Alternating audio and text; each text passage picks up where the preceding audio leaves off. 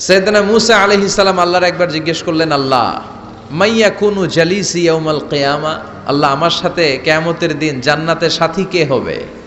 আল্লাহ বললেন, জালিসুকা ফিল জান্নাতি জাজ্জার, তোমার সাথী হবে কিয়ামতের দিন বিচার শেষে জান্নাতে যখন ঢুকবা তোমার সাথী হবে একজন কসাই। কসাই চিনেন? কি করে? গোশত কাটে। সাইয়েদনা মূসা আলাইহিস সালাম অবাক হলেন, ঘটনা কি? কসাই? আমি হইলাম নবী আর আমার সাথে জান্নাতে থাকবে? হাউ কাম ইটস পসিবল, এটা কিভাবে সম্ভব? আল্লাহ বললেন, নিজেই দেখে আসো এটা কেমন কসাই। সাইয়েদনা মূসা আলাইহিস সালাম ছদ্মবেশে কসাইয়ের দোকানে দাঁড়িয়ে রইলেন। দেখলেন স্পেশাল বিশেষ কোনো আমল নাই, কসাই শুধু গোশত কাটে, গোশত বিক্রি করে। দিন শেষে দোকান বন্ধ করে প্যাকেটের ভেতরে গোশত নিয়ে বাড়িতে রওনা হয়েছে। বাড়ির ভেতরে ঢুকে যাওয়ার পর সাইয়েদনা মূসা আলাইহিস সালাম ঘরের দরজার কড়া নাড়লেন। কসাই বলে, মান আনতা, তুমি কে?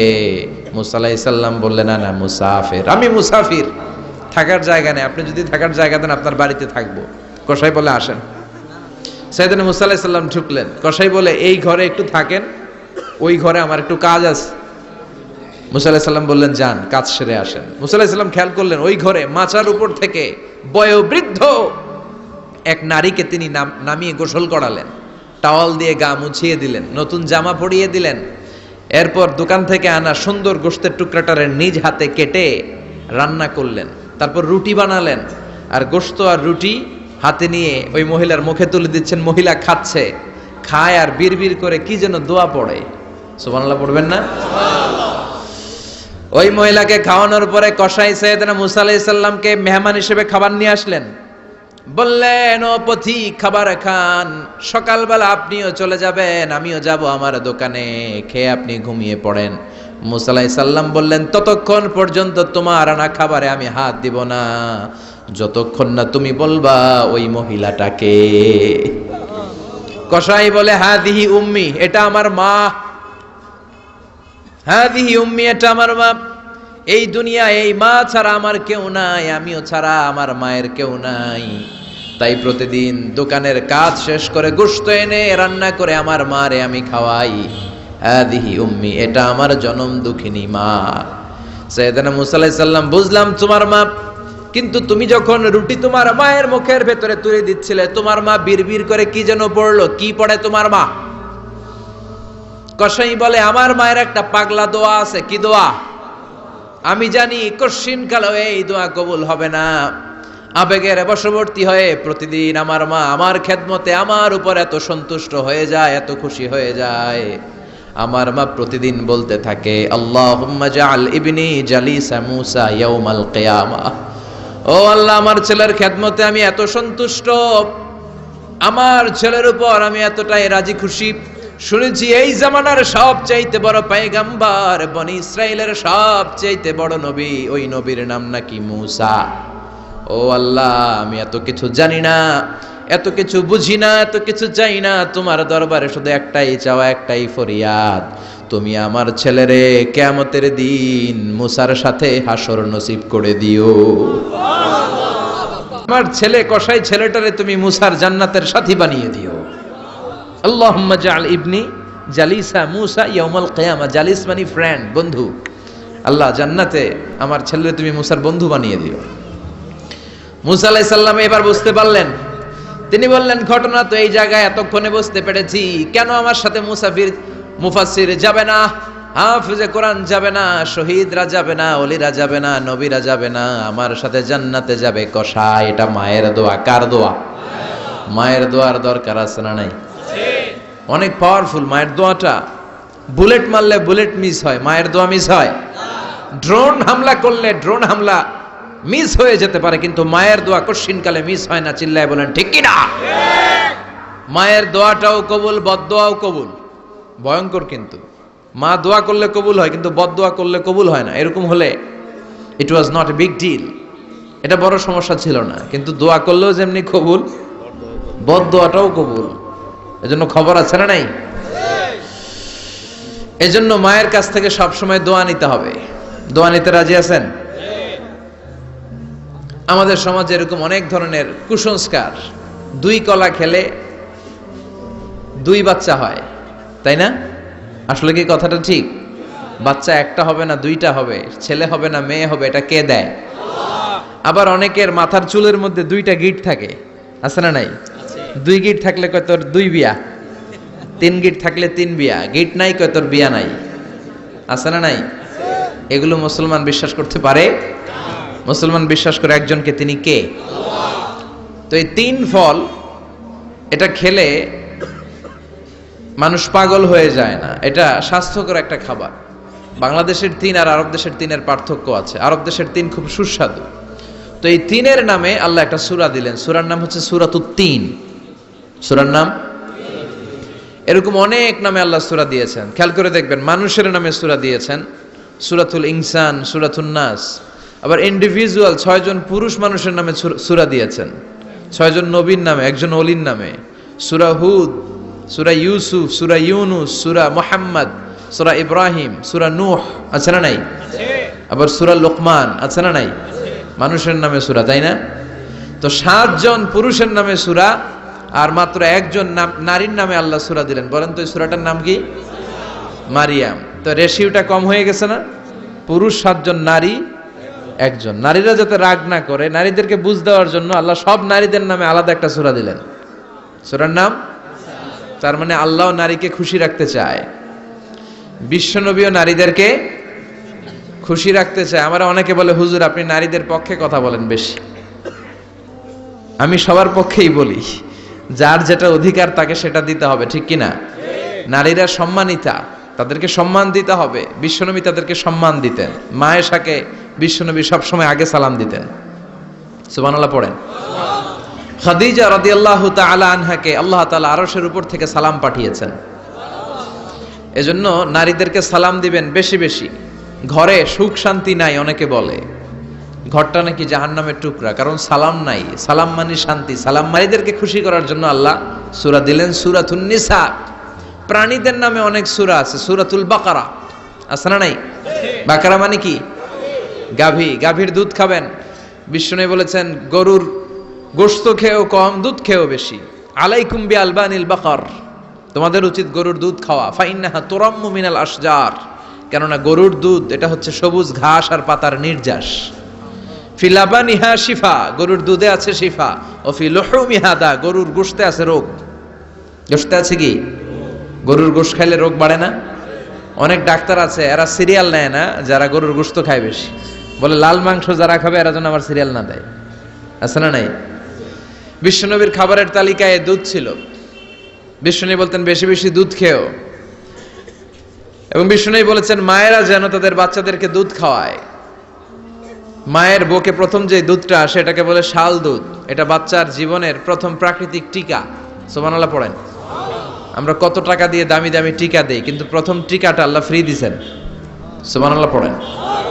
বাকারার নামে সূরা দিলেন, আনকাবুত মাকড়সার নামে সূরা দিলেন, নাহাল মৌমাছির নামে সূরা, নামাল পিঁপড়ার নামে সূরা। সুবহানাল্লাহ পড়েন। এইভাবে আপনি খুঁজলে কোরআনের চ্যাপ্টারগুলো যে কত সুন্দর সুন্দর নাম দিয়ে আল্লাহ দিয়েছেন, তার এই ধারাবাহিকতায় আজকের সূরাটির নাম দিয়েছেন আল্লাহ একটা ফলের নামে। কিসের নামে? তিন ফলের নামে। সূরার নাম কি? সাইয়েদনা বারা ইবনে আযিব রাদিয়াল্লাহু তাআলা আনহু বর্ণনা করেন, বুখারীর বর্ণনা। তিনি বলেন, সামি'তু রাসূলুল্লাহি ইয়াকরাউ সূরাতাত তিন ফি সালাতিল ইশা। আমি বারা ইবনে আযিব রাদিয়াল্লাহু তাআলা আনহু এশার নামাজে বিশ্বনবীকে সূরাতুত তিন তেলাওয়াত করতে শুনেছি। কোন নামাজে? কোন সূরা পড়তেন? কোন নামাজে? কোন সূরা? মনে থাকবে? পড়বেন তো? তিনি বলেছেন এশার নামাজে আমি বিশ্বনবীকে সূরাতুত তিন তেলাওয়াত করতে শুনেছি। ফামা সামি'তু আহসানা সাউতিন মিন সাউতি রাসূলিল্লাহ। আল্লাহর রাসূলের কণ্ঠের চাইতে এত মধুর কণ্ঠ আমার জীবনে শুনি নাই। বিশ্বনবী যখন তেলাওয়াত করতেন সাহাবাদের কলিজা ঠান্ডা হয়ে যেত। সাহাবারা মাঝে মাঝে খাবার না পেলে, ঘরে খাদ্য না থাকলে বিশ্বনবীর কাছে চলে আসতেন। এসে বিশ্বনবীর চেহারার দিকে তাকায় থাকতেন, ওনার কণ্ঠে তেলাওয়াত শুনতেন। বিশ্বনবীর তেলাওয়াত শুনলে চেহারার দিকে তাকায় থাকলে ক্ষুধার কথা তারা ভুলে যেতেন। কি কণ্ঠ ছিল বিশ্বনবীর! অনেকে বলে সাইয়েদনা দাউদ আলাইহিস সালামের কণ্ঠ ছিল অনেক চমৎকার, এটা ঠিক, কিন্তু বিশ্বনবীর চাইতে বেশি সুন্দর? না, আকাবা উপসাগরের তীরে বসে সাইয়েদনা দাউদ যখন তেলাওয়াত করতেন, সাগরের মাছগুলো সাগর ছেড়ে ডাঙায় চলে আসতো, বনের পশু বন ছেড়ে বাইরে আসতো, আকাশের পাখি আকাশ ছেড়ে দিয়ে নিচে নেমে আসতো। কিন্তু বিশ্বনবীর কণ্ঠটা এর চেয়েও বেশি সুন্দর ছিল। সুবহানাল্লাহ পড়েন। বিশ্বনবী সারাদিন যেই কোরআনের আয়াতগুলো নাজিল হয়েছে, প্রত্যেক রাত্রে এশার নামাজের পর ঘরের মধ্যে বসে বসে আয়াতগুলো তেলাওয়াত করতেন। আর মক্কার আবু জাহেল, উতবা, শাইবা, ওয়ালিদ ইবনে মুগীরা সবাই লুকিয়ে লুকিয়ে তেলাওয়াত শোনার জন্য বাড়ির চিপায় চলে আসতো। আবু জাহেল, উতবা, শাইবা এটা কি বিশ্বনবীর পক্ষের লোক না বিপক্ষের? বিপক্ষের লোক হয়েও নবীর কণ্ঠের তেলাওয়াত শোনার জন্য পাগল। তাইলে কণ্ঠটা কি নরমাল কণ্ঠ ছিল? যেন তেন কণ্ঠ ছিল? আবু জাহেল ছিল মক্কা শহরের প্রেসিডেন্ট। সে ঘোষণা দিয়ে দিত, কেউ মুহাম্মাদের কণ্ঠের তেলাওয়াত শুনবা না, শুনতে যেতে পারবা না। সবাইকে নিষেধ করে রাত্রিবেলা চোরের মতো নিজেই যাইতো। সুবহানাল্লাহ পড়েন। হজের মৌসুমে আবু জাহেল ঘোষণা দিয়ে দিল, খবরদার, মক্কায় ঢুকার যতগুলো গেট আছে সবগুলো গেটে তোরা দাঁড়ায় থাকবি, হাজিদেরকে বলবি মক্কায় নতুন একটা পাগল এসেছে, তার কথা যারা শুনে তারাও পাগল হয়ে যায়। নাউজুবিল্লাহ পড়েন। তার কর্মী বাহিনী হজের মৌসুমে বিভিন্ন গেটে পাঠায় দিল। মক্কায় ঢুকার হাজিদের যত গেট, বিভিন্ন দেশ থেকে হাজিরা আসবে, কর্মীদেরকে বলে দিল তোরা বলবি এই এলাকায় নতুন এক পাগলের আমদানি হয়েছে, নাম মুহাম্মদ। পড়েন নাউযুবিল্লাহ। যারাই এই মুহাম্মাদের কণ্ঠের তেলাওয়াত শুনে তারাও পাগল হয়ে যায়। আদেশ অনুযায়ী কর্মীরা মক্কার গেটে দাঁড়িয়ে দাঁড়িয়ে হাজিদেরকে বলল, হাজি সাহেব হজে যান, জমজম খান, খেজুর খান, হজ করেন, সমস্যা নাই, কিন্তু নতুন এক পাগল আসছে, এই পাগলের নাম মুহাম্মদ। এই পাগলের কাছে যারা যায় হেরাও পাগল হয়ে যায়। হাজি সাহেবরা কোনোদিন এই মুহাম্মদ নামটা শোনে নাই, এই প্রথম শুনলো।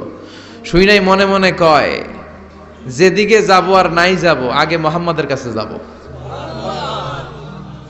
সবার আগে কার কাছে যাব? কারণ মানুষের একটা অভ্যাস হচ্ছে, আল ইনসানু হারিসুন আলা মা মুনিয়া, মানুষের যেটা করতে নিষেধ করা হয় বেশি, ওইটা মানুষ করে বেশি। মনে মনে হাজিরা বলে, তোমরা নিষেধ করছো তো অবশ্যই যাব, দেখি এই মুহাম্মদটা কে।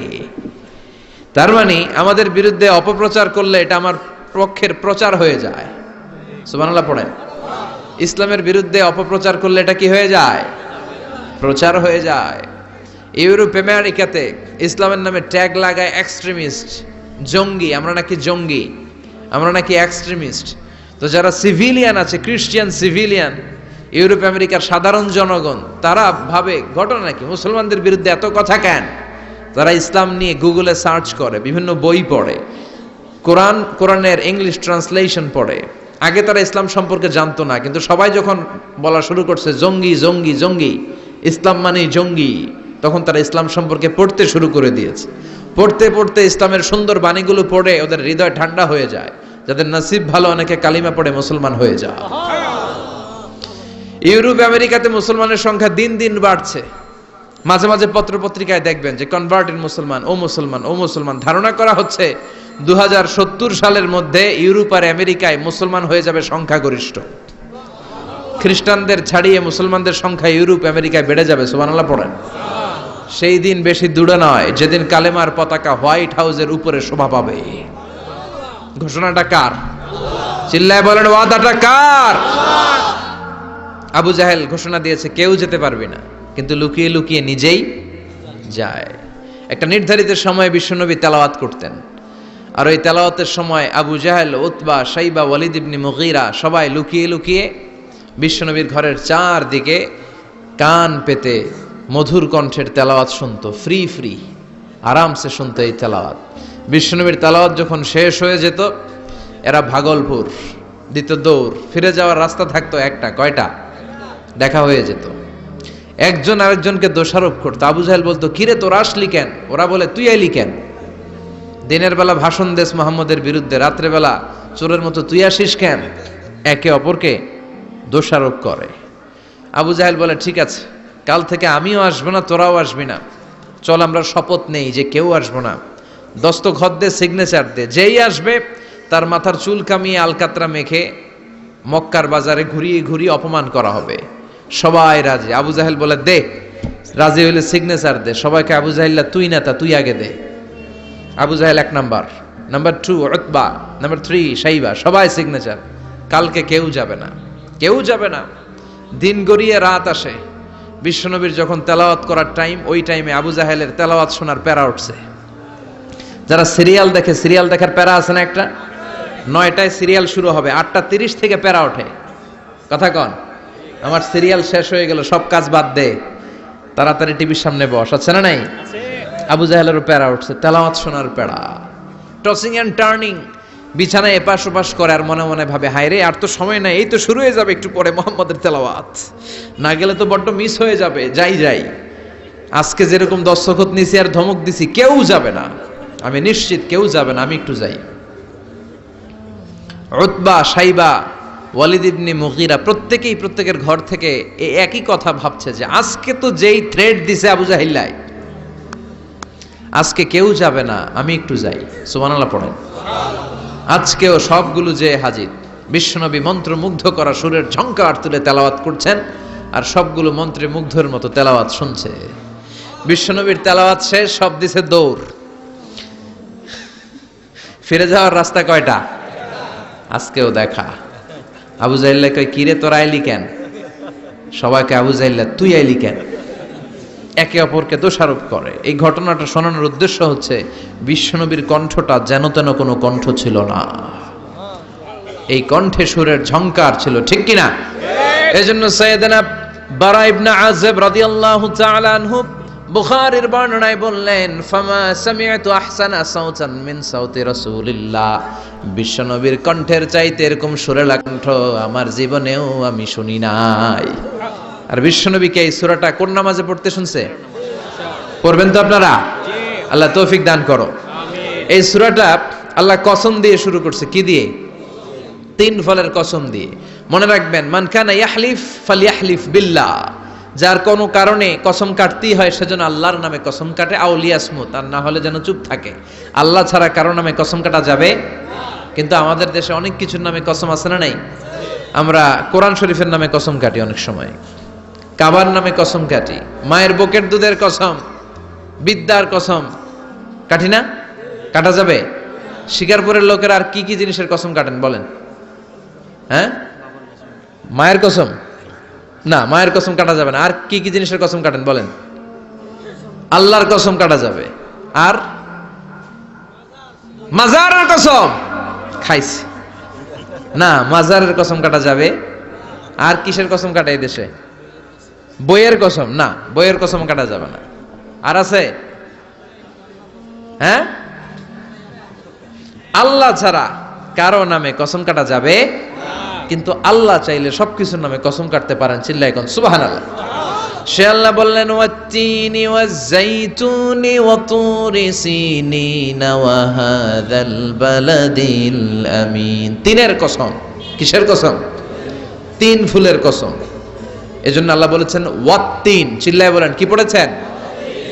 সম্মানিত ভাইয়েরা, খেয়াল রাখবেন, কসম যখনই আল্লাহ কেটেছেন তখনই আল্লাহ ওয়াও ব্যবহার করেছেন। এটাকে বলে, এই যে এটা কিন্তু তাফসিরের আসল কথা, মনে রাখেন, ওয়াও আল কাসামিয়া, এটার বলে কসম কাটার ওয়াও। যত জায়গায় আল্লাহ কসম কেটেছেন তত জায়গায় আল্লাহ কি ব্যবহার করেছেন? চিল্লায় বলেন। আমরা অবাক হয়ে গেলে আমরা পড়ি ওয়াও, এই ওয়াও না, আমরা ওয়াও বলি না? অবাক করা জিনিস দেখলে কি বলে ছেলেবেলে? ওয়াও, এই ওয়াও নয়। তো যত জায়গায় কসম তত জায়গায় ওয়াও। সবাই বলেন, যত জায়গায় কসম তত জায়গায়। যেমন আল্লাহ কোরআনে যুগের শপথ করেছেন, সময়ের কসম করেছেন। আল্লাহ বলেছেন ওয়াল আসর। কি বলেছেন? ওয়াও আছে না নাই? আল্লাহ পাহাড়ের কসম করেছেন, আল্লাহ বলেছেন ওয়াত্তুর। আল্লাহ ফজরের কসম করেছেন, আল্লাহ বলেছেন ওয়াল ফাজার। জিলহজের প্রথম 10 রাতের কসম করেছেন, তিনি বলেছেন ওয়ালায়ালিন আশার। জোড় আর বেজোরের কসম করেছেন, তিনি কি বলেছেন? ওয়াশফাঈ ওয়াল ওয়াতর। তারই ধারাবাহিকতা এখানে তিনি 3 ফলের কসম কেটেছেন, আর তিনি বলেছেন ওয়াত্তিন। চিল্লায় বলেন, তিনি কি বলেছেন? মানে 3-এর কসম। কিসের কসম? 3 ফল। ডুমুর ফলের কসম কেটেছেন, কারণ এই ফলের অনেক উপকারিতা আছে। এটা আরব বিশ্বে আরবদের কাছে খুবই গুরুত্বপূর্ণ সুস্বাদু একটা ফল। কালো ডুমুর হয়, সাদা ডুমুর হয়। এই ডুমুর ফল খেলে ডায়াবেটিক্স রোগীদের অনেক উপকার হয়। ডায়াবেটিক্স আমাদের জাতীয় রোগ না? ডায়াবেটিক্স আছে কার কার? অনেকের আছে না? এই ডায়াবেটিক্স আল্লাহ ভালো করে দিবে। কি খাবেন? ডুমুর ফল খাবেন। অনেক নারীদের ইররেগুলার মেনস্ট্রুয়েশনাল পিরিয়ড হয়, অনিয়মিত অনিয়ন্ত্রিত মাসিক। এই ডুমুর ফলের সেদ্ধ করা পানি যদি খায় তাদের মাসিক নিয়মিত হয়ে যাবে। এটার মধ্যে অনেক স্ট্রেংথ এন্ড স্ট্যামিনা আছে। আর এই ফলটা জান্নাতি ফল। কি ফল? এটা জান্নাতি ফল। এই তিন গাছটা জান্নাতের গাছ। সাইয়েদনা আদম আলাইহিস সালামকে আল্লাহ বললেন, ওয়ালা তাকরাবা হাযিহি আশ-শাজারাতা ফাতাকুনা মিনাজ যালিমিন। ও আদম, তুমি আর হাওয়া মিলে জান্নাতে ঘুরো, জান্নাতে খাওয়া দাওয়া করো, যা মনে চায় করো, কিন্তু একটা নিষিদ্ধ গাছ আছে, ওই গাছের কাছে যাওয়া যাবে না। কার কথা? সব খাও, সব করো, কিন্তু নিষিদ্ধ গাছের কাছে যাওয়া যাবে না। আদম আলাইহিস সালাম শয়তানের ওয়াসওয়াসায় পড়ে ওই গাছের ফলই খেয়ে ফেললেন। ওয়ালাকাদ আহিদনা ইলা আদামা মিন ক্বাবলু ফানাসিয়া ওয়া লাম নাজিদ লাহু আজমা। আমি আদমকে স্পেশাল একটা অর্ডার করেছি, ওই অর্ডার আদম রক্ষা করতে পারে নাই। পারবে কেমন? আদম তো ভুলে গেছে। আদম আলাইহিস সালাম কি করছে? ভুলে গেছে। ভুল করে তিনি খেয়ে ফেললেন। শয়তানের ওয়াসওয়াসায় পড়ে শুধু আদমই খান নাই, হাওয়াও খেলেন আলাইহিমাস সালাম। খাওয়ার সাথে সাথে ওনাদের জান্নাতের পোশাকগুলো খুলতে আরম্ভ করলো, নেকেড হতে শুরু করলেন। আদম আর হাওয়া দুইজনই কি হতে শুরু করলেন? উলঙ্গ হতে শুরু করলেন। গায়ের মধ্যে আর জামা নাই। সম্মানিত ভাইয়েরা, এখানে শিক্ষণীয় যে বিষয়টা সেটা হচ্ছে শয়তানের কাজ, শয়তানের মিশন জান্নাতেও যেটা ছিল দুনিয়াতেও এটা। শয়তানের মিশন হচ্ছে আদম জাত, বনি আদমের দেহ থেকে কেমন করে কাপড় খোলা যায়, নারীদেরকে কেমন করে উলঙ্গ করা যায়। জান্নাতে যেমনি আদম আর হাওয়া আলাইহিস সালামের কাপড় শয়তান খুলেছে, দুনিয়াতেও শয়তান আমাদেরকে অশ্লীল বানাতে চায়। চিল্লায় বলেন ঠিক কিনা? এজন্য আমার মায়েরা, আমার বোনেরা, যাদের কানে আমার মাইকের আওয়াজ যায়, খবরদার, শয়তানের এই ওয়াসওয়াসায় ফাঁদে পা দেয়া যাবে না। শয়তান চেয়েছে জান্নাতে কেমন করে মা হাওয়ার কাপড় খুলে ফেলা যায়, দুনিয়াতেও শয়তান চায় কেমন করে আপনাদেরকে নেকেড বানানো যায়। ঠিক কিনা? বাংলাদেশে নারীদের কাপড় এখন দেহের মধ্যে বাড়ছে নাকি কমছে? আছি আমরা এখন জামানায়, লাজ শরম গেছে হারায়। ঠিক কিনা? পাতলা শাড়ির বাহার, পাখি ড্রেস, লেহেঙ্গা পোশাক দেখে নারীর লাজে মরে যাই। হায় হায়, আছি আমরা এখন জামানায়, লাজ শরম গেছে হারায়। ঠিক কিনা? পোশাক আশাক নারীদের খাটো হতে শুরু করেছে। এটা শয়তানের মিশন। এজন্য মায়েরা, বোনেরা, খবরদার, পোশাককে ছোট করবেন না, খাটো করবেন না। হেজাব পরবেন। এই হেজাবকে ফরজ করেছে কে? এই হেজাব আপনার অধিকার। আপনার অধিকার আপনি বুঝে নেন। হেজাব আপনার অহংকার। এই হেজাব হচ্ছে আপনার আভিজাত্যের প্রতীক। চিল্লায় বলেন ঠিক কিনা? নারী অধিকারের যারা কথা বলে, নারী আন্দোলনের কথা যারা বলে, তাদের কথায় কান দিবেন না। এরা বক্তব্যের মঞ্চে উঠে নারীর অধিকারের কথা বলে, কিন্তু তাদের ঘরেই নারীরা বেশি নির্যাতিতা। তাদের ঘরের কাজের মেয়েগুলাই বেশি নির্যাতিতা। চিল্লায় কোন ঠিক কিনা? তারাই লোহা গরম করে কাজের মেয়েগুলোর পিঠে ছ্যাঁক দেয়। তারাই সুযোগ পেলে ধর্ষণে সেঞ্চুরি করতে দ্বিধাবোধ করে না। চিল্লায় এখন ঠিক কিনা? শয়তানের মিশন জান্নাতেও ছিল যেটা, দুনিয়াতেও এটা। পোশাক কি করে আলাদা করা যায়? এই জন্য হেজাব যেন আমরা ভুলে না যাই। হেজাব আপনার আভিজাত্যের প্রতীক, আপনার সৌন্দর্য, আপনার সম্ভ্রম, আপনার স্ট্যাটাস তো আপনার হেজাবের মধ্যে শোভা পায়। ঠিক কিনা? কিন্তু দিনকে দিন পোশাক ছোট হতে শুরু করেছে।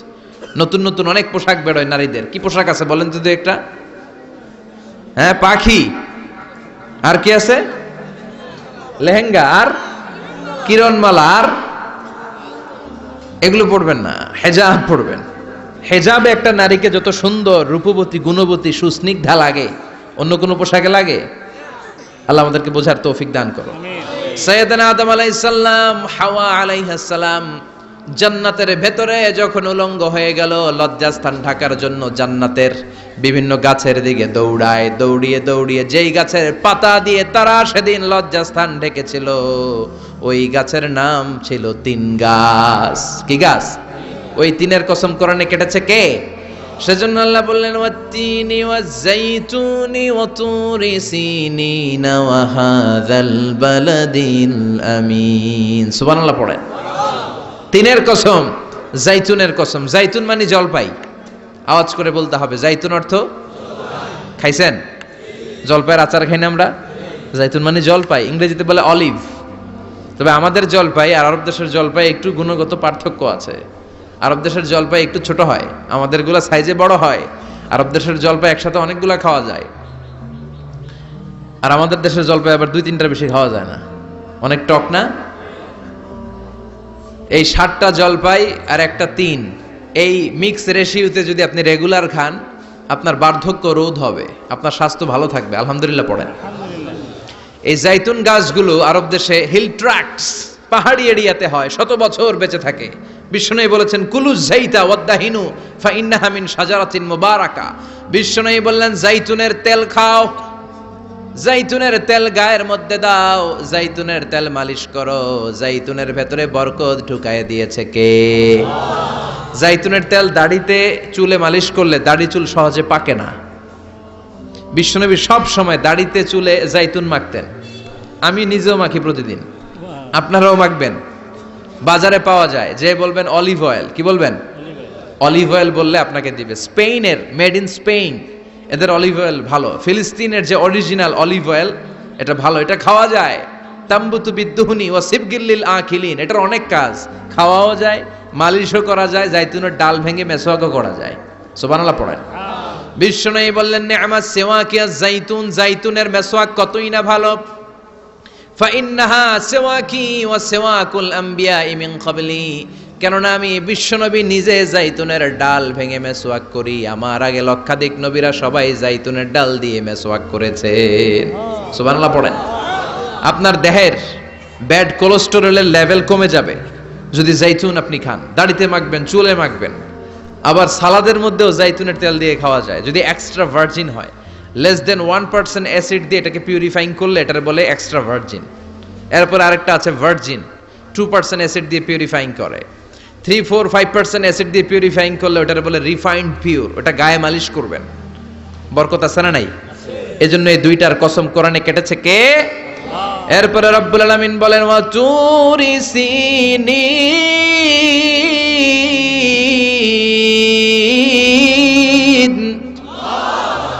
আমি তিন আর জাইতুনের কসম যেমনি কোরআনের মধ্যে করলাম, সাথে সাথে তুর পাহাড়ের কসম কাটলাম।